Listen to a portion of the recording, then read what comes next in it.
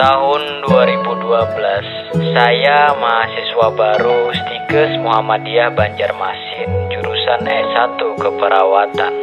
2017 saya berhasil menjadi sarjana keperawatan nurse. Pada saat itu kampus sudah berubah nama. Ternyata benar, mantan akan semakin indah ketika ditinggalkan. Hanya butuh waktu 1 tahun, dia semakin cantik, dia semakin indah dipandang mata.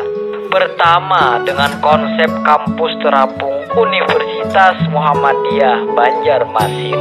Ada Fakultas Keperawatan dan Ilmu Kesehatan, Fakultas Farmasi, Fakultas Teknik, Fakultas Keguruan dan Ilmu Pendidikan, Fakultas Psikologi, Fakultas Agama Islam, dan Pasca Sarjana. Saya Said Jola, saya alumni Universitas Muhammadiyah Banjarmasin.